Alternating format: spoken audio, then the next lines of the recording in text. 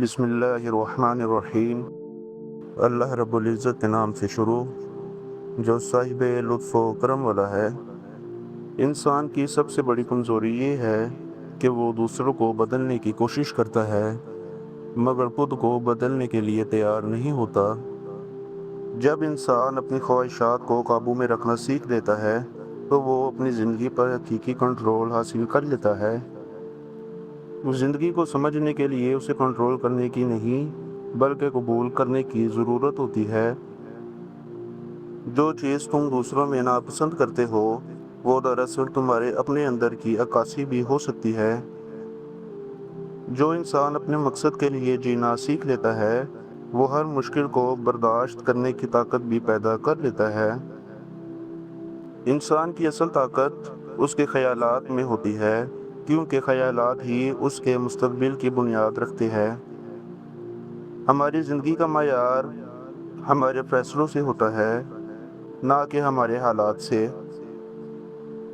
حقیقی طاقت اس وقت ظاہر ہوتی ہے جب انسان اپنی کمزوریوں کو قبول کرنے کی ہمت رکھتا ہے۔ کامیابی کا راز یہ نہیں کہ تم کیا چاہتے ہو بلکہ یہ ہے کہ تم اس کے لیے کتنی قیمت ادا کرنے کو تیار ہو۔ وقت کو ضائع کرنا دراصل اپنی زندگی کو ضائع کرنے کے برابر ہے۔ انسان وہی بنتا ہے جو وہ مسلسل سوچتا ہے، اس لیے اپنی سوچ کو بہتر بنانا ہی اصل کامیابی ہے۔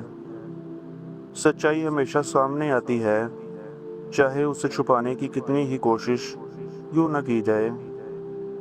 امیر وہ نہیں جو زیادہ کماتا ہے بلکہ وہ ہے جو اپنے فیصلوں کو سمجھداری سے استعمال کرتا ہے۔ اگر تم اپنے دل کی آواز سنو گے تو تم وہ راستہ اختیار کرو گے جو تمہیں حقیقی خوشی دے گا۔ لوگ تمہاری باتوں کو بھول سکتے ہیں مگر تمہارا رویہ کبھی نہیں بھولتے۔ تمہارے ذہن پر تمہارا اختیار ہے، باہر کے حالات پر نہیں۔ اس حقیقت کو سمجھ لو تو تمہیں سکون مل جائے گا۔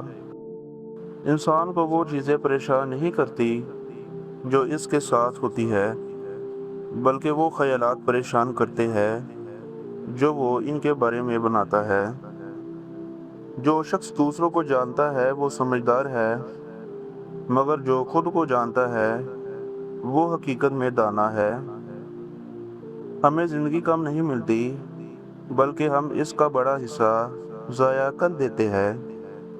علم انسان کو صرف طاقت نہیں دیتا بلکہ اسے ذمہ داری کا احساس بھی دلاتا ہے۔